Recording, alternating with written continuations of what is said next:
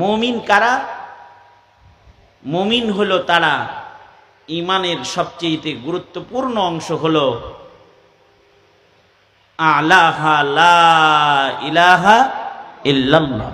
লা ইলাহা, জোরে আওয়াজ করে বলেন এই কথাটা, লা ইলাহা, লা ইলাহা, লা ইলাহা ইল্লাল্লাহ, লা ইলাহা ইল্লাল্লাহ। এই কথাটা ঈমানের আসল জড়, সবচেয়ে দামি অংশ ঈমানের। এই পৃথিবীতে বহু মানুষ আছে যারা এইটুক বলতে রাজি না, লা ইলাহা ইল্লাল্লাহ এই কথা বলতে রাজি না, এমন অনেকেই আছে। আছে না নাই? জোরে বলেন, আছে না নাই? এরা কিন্তু নিজেরা খালি লা ইলাহা ইল্লাল্লাহ বলে না তা না, অন্যকেও বলতে দিতে চায় না। এই চেষ্টায়ও তারা আছে যে তাদের মুখে যেন উচ্চারিত না হয় লা ইলাহা ইল্লাল্লাহ, এইটা যেন উচ্চারণ না করে।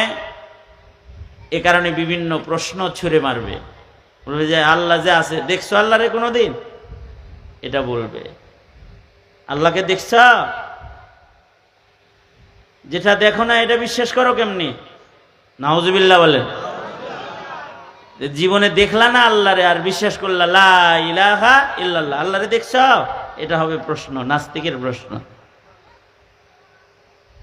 এখনকার যুগের সন্তানদের কত রকমারি প্রশ্ন থাকে, প্রশ্নের অভাব নাই এখন।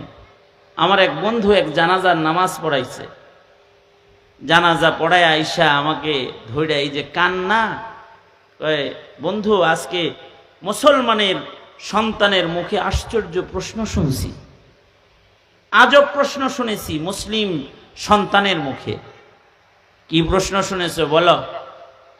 জানাজা পড়াইতে গেছি, মাইয়িত মারা গেছে, মাইয়িতের ছেলে বাবার জানাজা পড়তে বিদেশ থেকে দেশে আসছে, নিজের একমাত্র সন্তান ছেলেটাকে মরা দাদার মুখ দেখানোর জন্য সাথে করে লয়ে আইছে।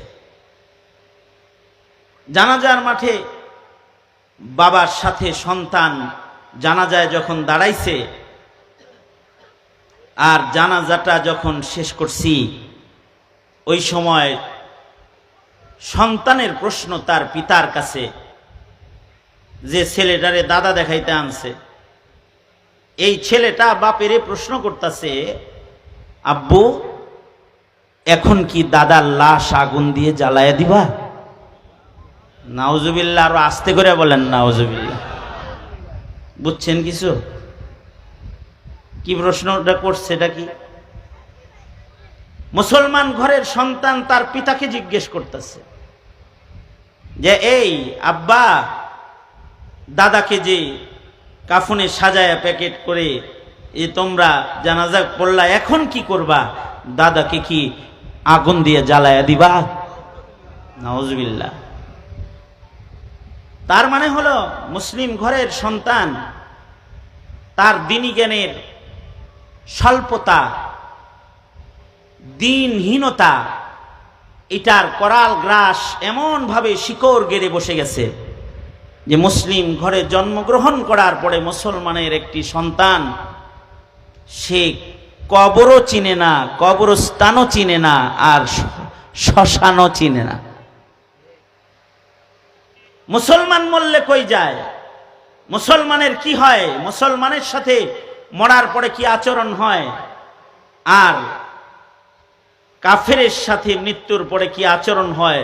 মুসলিম ঘরে জন্মায়েছে বটে, কিন্তু এতটুকুন শিক্ষা বাবার কাছ থেকে পায় নাই বিধায় জানাজার মাঠে দাঁড়ায় বাবাকে বলে, আব্বু দাদাকে কি আগুনে জ্বালাইবা এখন? গুরুস্থানও চিনে না, আর শ্মশানও চিনে না।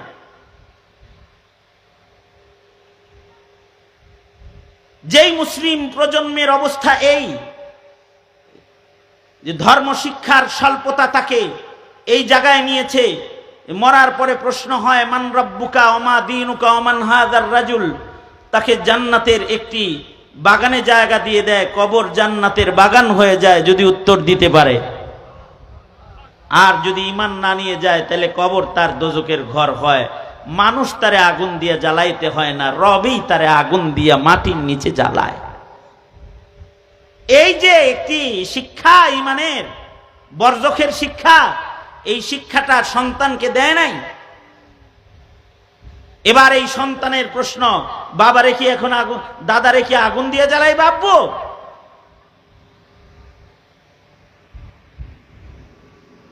তবে কেন এই জিজ্ঞাসা কেন করলো? মুসলিম ঘরের সন্তান হয়ে কবর অথবা কবরের প্রশ্ন, বরজক অথবা আখিরাত সম্পর্কে কোনো ঈমান সে শিখতে না পারলেও হিন্দি সিনেমা পিতা মাতার পাশে বসে দেখতে দেখতে মানুষ মরলে আগুনে পোড়ায়, নাটক সিনেমা দেখে এটা শিখে নিজের দাদাকে আগুনে পোড়ানোর কল্পনা করা শিখে ফেলেছে। এই তো হাল। আমাদের অপরাধ হলো আমরা ঈমানের কথা বলি, এ কারণে হাতকড়ি পড়তে হয়, জেলখানায় যেতে হয়, আর জুলম ও সিতামের শিকার হতে হয়। আপনাদেরকে ঈমানের কথা বলি, এটাই অপরাধ, এছাড়া কোনো অপরাধ না।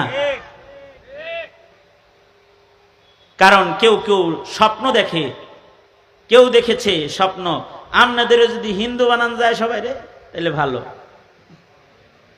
এ কারণে নবী না চিনালেও গোমাতা চিনায়া দিছে আপনাদেরকে, আপনাদের সন্তানকে। আবার কেউ স্বপ্ন দেখবে আপনার সন্তানকে যদি খ্রিস্টান বানায় দেওয়া যায়,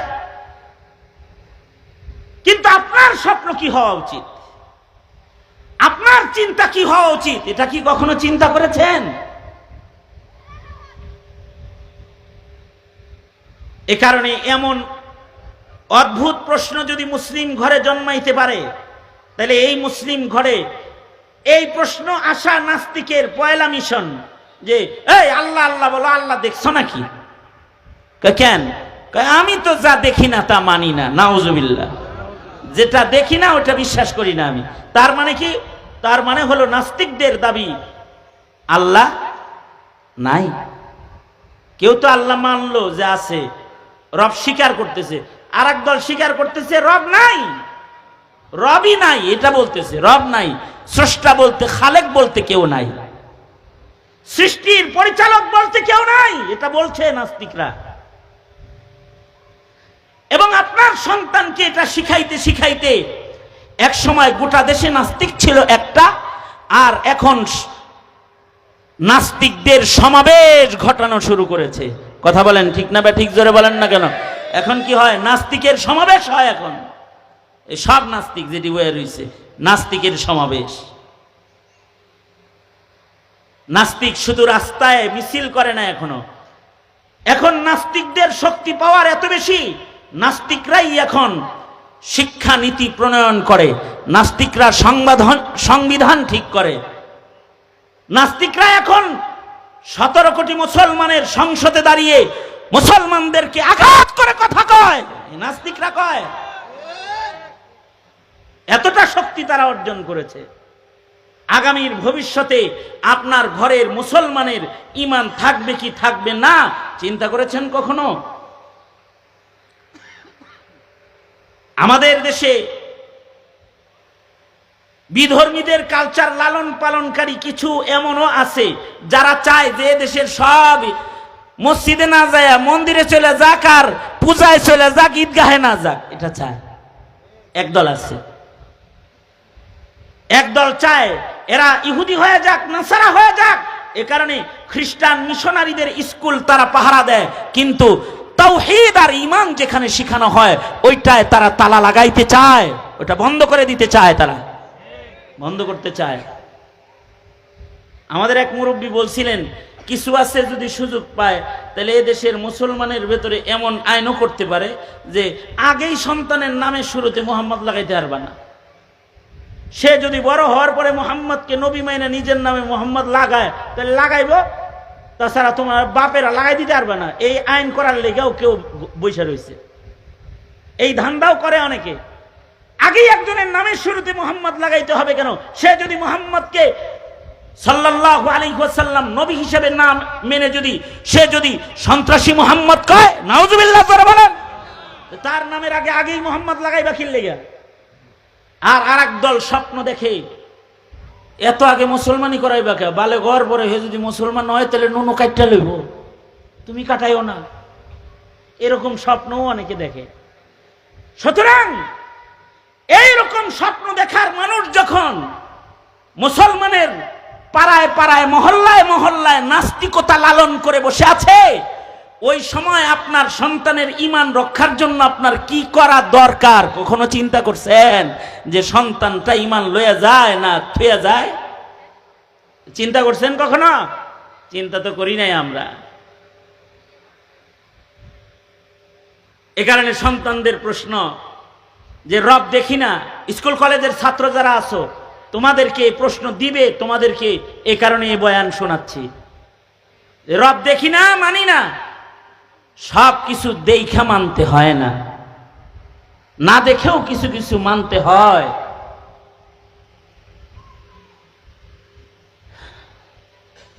না দেখেও খবর শুনেও মানতে হয়।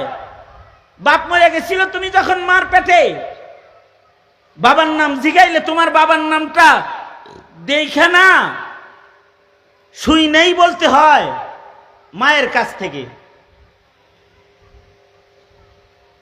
বাবার কবর কোনটা এটা মার কাছ থেকে শুনেই জিয়ারত করতে হয়, এটা তোর বাবার কবর। এ কারণে এই মা বাবার জায়গায় ইলমে দ্বীনের আলো লয়ে যারা বসে থাকে তাদের কথা মতো তারা যেভাবে বললা দেয়, না বুঝাও তোমার ওই খবর শুই নাই ইয়াকিন রাখতে হয় যে কোরআন পড়া হুজুর যেহেতু বলছেন আল্লাহ আছে তো আছে। আর আমার নবী যে মুহাম্মদুর রাসূলুল্লাহ তার রওজা যে এটাই আমার নবীর রওজা। বাপের কবর মানতে পারলা, নবীর কবর মানবা না? অথবা সৃষ্টির ভেতরেও এমন কিছু আছে যা তুমি দেখো, সব দেখো এরকম না। যেমন বাতাস, বাতাস দেখছেন? কথা কয় না। বাতাস দেখছেন চোখ দিয়া? আমি তো দেখিনি বাতাস চোখে। হ্যাঁ, বাতাসের প্রভাব দেখেছি। যদি বলা হয় এই বাতাস আসেনি রে, কয় একটু বাতাসও নাই। বুঝলি কেমনি? কয় পাতা একটাও লড়ে চড়ে না। বাইরে প্রচন্ড বাতাস, বুঝলি কেমনে? কয় ডালপালা ভাঙ্গে গেল। ডালপালা ভাঙ্গা দেখা বুঝলা বাতাস আছে, পাতা নড়ে না দেখা বুঝলা বাতাস নাই। রবের এমন কিছু তুমি চোখে দেখো না যা দেখে বোঝা যায় রব আছে, স্রষ্টা আছে, আল্লাহ আছে, এটা বুঝো না?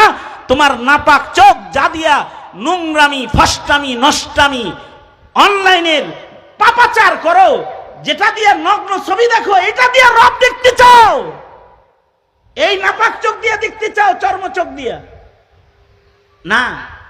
তুমি দেখতে না পারলেও তাকে মানবা, এটার নাম ঈমান। उसे माना तो जाता है मगर देखा नहीं जाता,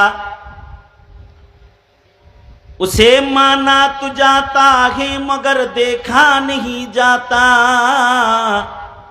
मुसल्लम लम तरानी है बइस्तिदलाल कुरानी, मुसल्लम लम तरानी है बइस्तिदलाल कुरानी। আল্লাহ আছে এটা মানা যায় কিন্তু দেখা যায় না। আল্লাহ বলেন ফি আনফুসিকুম আফালা তুবসিরুন, নিজের দিকে চা দেখবি যে আমি আছি। তুই তোর দিকে তাকা, তাও দেখবি যে স্রষ্টা একজন আছে, এমনি সব না। কারি তৈয়ব সাহেব রহমাতুল্লাহ আলাইহি আজও একটা দৃষ্টান্ত দিচ্ছেন।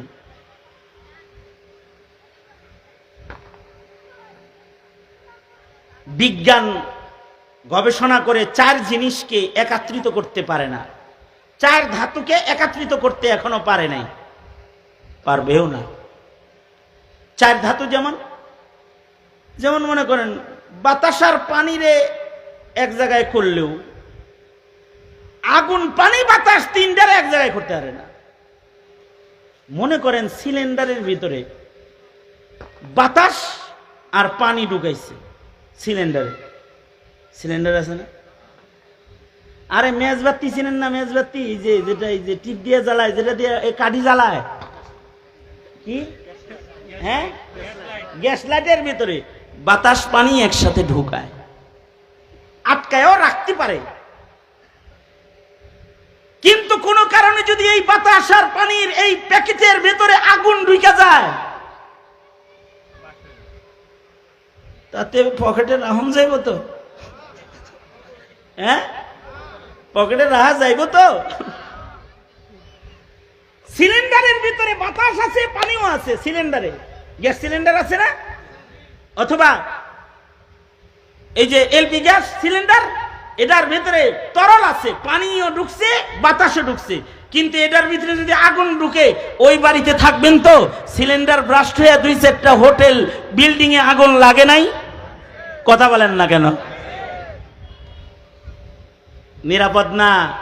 এ কারণে যদি দুই জিনিস একসাথে কোনো ভান্ডে থাকে, কয় বিপদজনক লিখে রাখে। কি লিখে রাখে? বিপদ চিহ্ন দিয়ে রাখে।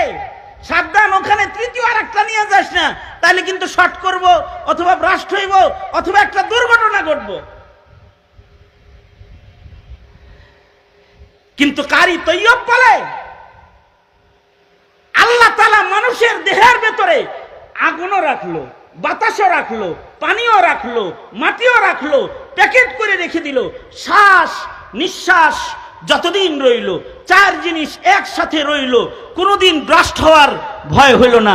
বউ জড়ায় ধরে ঘুমাইল, ছেলে বাবার বুকের উপরে ঘুমাইলো, মায়ের বুকের উপরে ঘুমাইলো, অথচ দেহে আগুন আছে, বাতাস আছে, পানি আছে, মাটি আছে। কোনদিন বউ এটা চিন্তা করলো না, হে রে ধরে শোমো না, যদি ব্রাস্ট হয়ে যায়। কি এরকম কোন চিন্তা বউ করছে কোনদিন? চায়ারাইছেন কে বেবলার মতো মিয়া?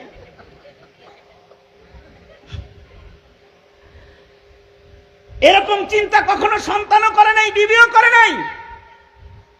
70 বছর 80 বছর, সেদিন দেখা হয়েছে 109 বছর বয়স এক বুড়ার লোকে।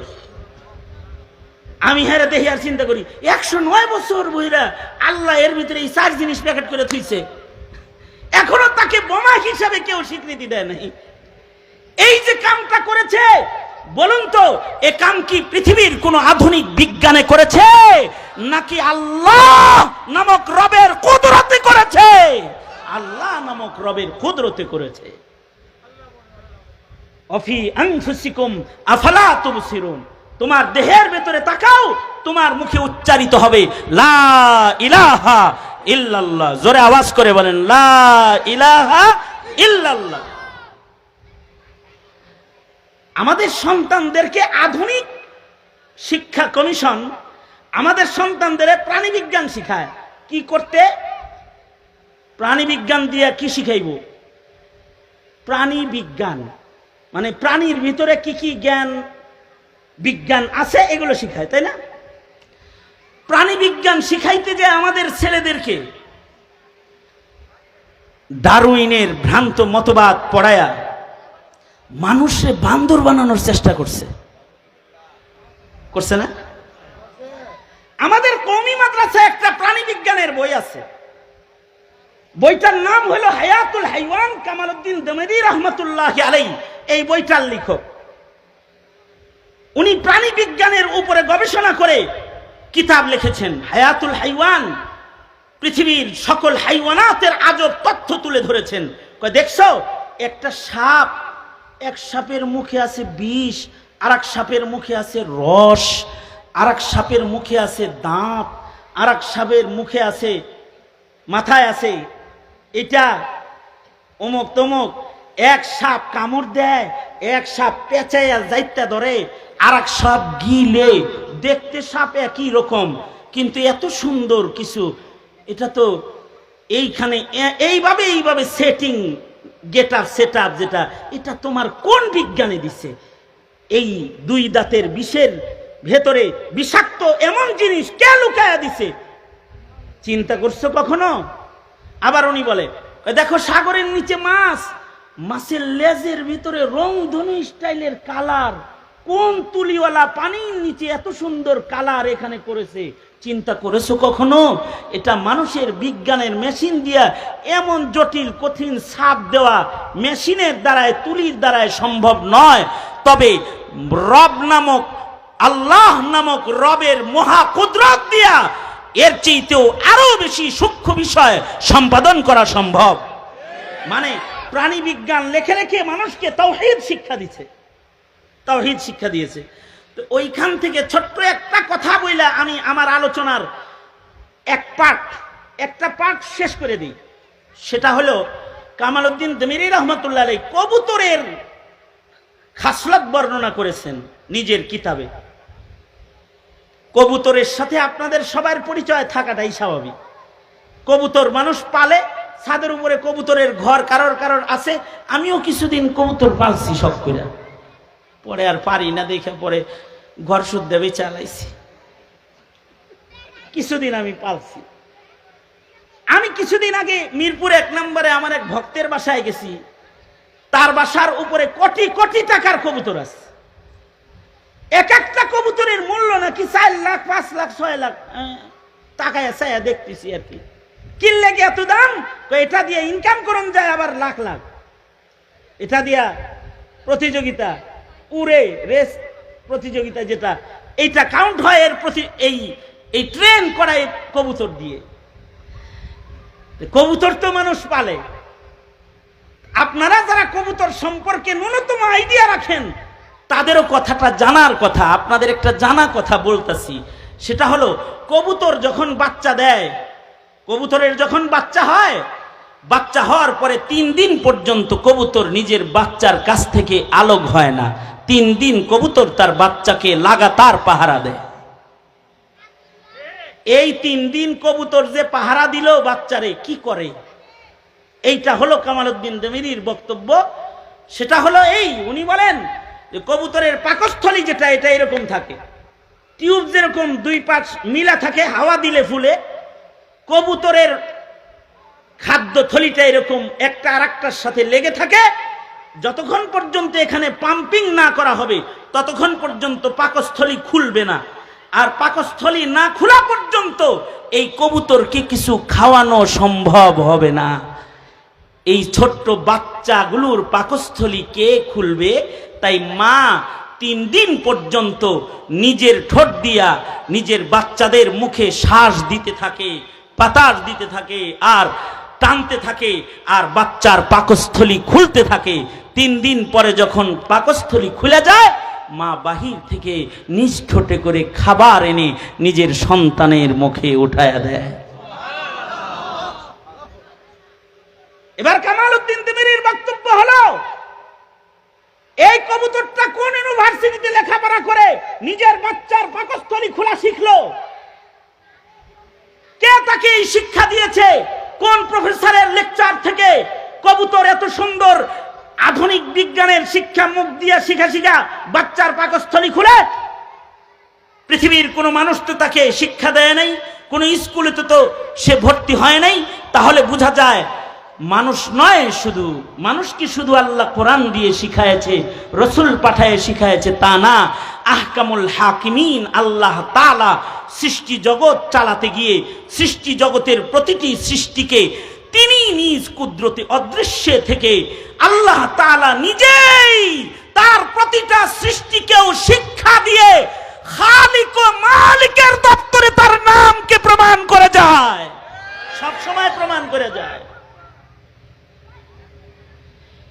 এ কারণে উসে মানা তু জাতা হে মগর দেখা नहीं जाता,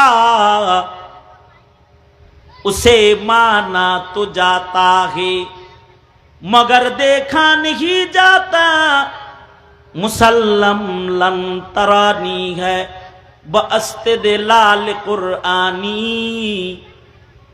मुसल्लम लन तरानी है बअस्ते दिलाल कुरआनी।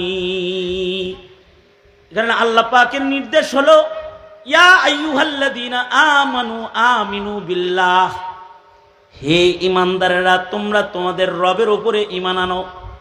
তার মানে কোনো কারণে তোমার ঈমান যেন নষ্ট হয়ে না যায়, শয়তানের ধোঁকায় আর জাহালাত আর মূর্খতার সবলে যেন তোমার ঈমান নষ্ট করে তুমি বেঈমান হয়ে কবরে না যাও। রাসূলের উপরে ঈমান আনো, রাসূলকে চিনো, প্রজন্মকে রাসূল চিনাও। যতক্ষণ পর্যন্ত আল্লাহ আল্লাহর রাসূল না চিনাইবা ততক্ষণ পর্যন্ত ঈমান সংরক্ষণের ক্ষমতা আসবে না। নবীর প্রেম ততক্ষণ পর্যন্ত হৃদয়ে আসবে না যতক্ষণ পর্যন্ত না রাসূলের পরিচয়, নবীর পরিচয় নিজের সন্তানের না দিবা। কারণ এর প্রতিটি ঈমানের প্রতিটি শাখা সম্পর্কে নিজে জানা, নিজের সন্তানকে না জানানো পর্যন্ত তার ঈমান সংরক্ষণ করার ক্ষমতা তার হবে না। এ কারণে দাওয়াত তাবলীগেও 6 উসুলের মেহনত করা হয়। 1 নাম্বার উসুল হলো ঈমান। জাতির ঈমান শিক্ষা দাও। মাদ্রাসায় গেলে ঈমান শিখায়, ওয়াজ মাহফিলে আমরাও আপনাদের ঈমান শিখাই, ঈমানের কথা বলা শিখাই, ঈমানের আওয়াজ দেওয়া শিখাই, নবী প্রেম শিখাই, আল্লাহ প্রেম শিখাই, সত্য বলা শিখাই, অসত্যের প্রতিবাদ করা শিখাই, অন্যায়ের বিরুদ্ধে দুর্বার হয়ে দাঁড়িয়ে যাওয়া শিখাই। এগুলি ঈমান। এই ঈমানগুলো আমরা পাই, এই ঈমানগুলো মুসলিম মিল্লাত পাক। এটা ইসলামের দুশমন যারা, কোরআনের দুশমন যারা, তারা চায় না। এ কারণেই তারা ওয়াজ মাহফিল আটকায় রেখেছে দীর্ঘদিন। আল্লাহ স্বাধীনতা দিয়েছে যে আজকে এখানে কথা কইতেছি, পুলিশের অনুমতি লাগছে না। কিন্তু যদি খালি এই কয়েকদিন আগের ঘটনা হতো তাহলে বলতো হেফাজতে ইসলামের আইব, আইতে দিস না, অনুমতি লাগবে। আল্লাহ পাক তো আছে একজন, এটা এই পরিবর্তন থেকেও বোঝা যায় যে রব একজন। কথা বলেন না কেন, আওয়াজ করে বলেন না কেন? রব যে একজন আছে, এটা যারা দ্বন্দ্ব করেছে 2 মাস আগে, তাদের দাম্ভিকতা আল্লাহ তাআলা নিজের হাতে মূলোৎপাটন করে যে তাদেরকে নদীর পরে ভাসায়, জঙ্গলে কাঠা কলা পাতায় শোয়ায়, আর মাটিতে হাঁটতে না দিয়ে আকাশ দিয়ে উড়ায়া দেশ থেকে দেশান্তর করে দেয়। এটা শুধু মানুষ করে না, এটা একজন করেন। তুইজ্জু মান তাশাউ তো আতুযিল্লু মান তাশাউ বিয়াদিকাল খায়র ইন্নাকা আলা কুল্লি শাইইন কাদির। সেই কাদির মালিককে জোরে আওয়াজ করে বলে আল্লাহ। নিজের সন্তানকেই রব চিনাইতে হবে, ধর্ম চিনাইতে হবে, দিন চিনাইতে হবে, ইসলাম চিনাইতে হবে। আর এই চিনানোর জন্য এরকম আয়োজনে যায়া বসার দরকার আছে। স্কুল কলেজে ডিগ্রি সব বাইকটা খাওয়ায়া দিয়েও নিজের সন্তানের ঈমান রক্ষা করতে পারবে না মুসলমান। পর্দার আড়ালে বসে বলি নাই, বাইকে বসে বলে গেলাম, যদি ধর্মকর্ম না শোনাও তোমার সন্তান মুসলিম ঘরে জন্ম নিবে কিন্তু মুসলিম হয়ে কবরে যেতে পারবে না, পারবে না, কবরে যেতে পারবে না মুসলিম হয়ে। সুতরাং মুসলিম হয়ে সন্তানকে কবরে যাওয়ার সুযোগ দাও, ঠিক কিনা? মুমিন হয়ে কবরে যাওয়ার সুযোগ দাও। ঈমান শিখাও, ইসলাম শিখাও। দায়িত্বটা পালন করতে পারবেন তো ইনশাআল্লাহ? কারা কারা পারবেন হাত তোলেন। এই উলামায়ে কেরাম মেহনত করে, ঈমানের মেহনত। আলেমদের বিরোধিতা করবেন তো ইনশাআল্লাহ নাকি কোন? হ্যাঁ, আল্লাহ সবাইকে এই সহি বুঝটা দান করুক। সবাই ইস্তিগফার পড়েন। আস্তাগফিরুল্লাহ রাব্বি মিন কুল্লি যামবি ওয়া আতুবু ইলাইহি লা হাওলা ওয়ালা কুওয়াতা ইল্লা বিল্লাহিল আলিয়্যিল আযীম। আস্তাগফিরুল্লাহ আল্লাযী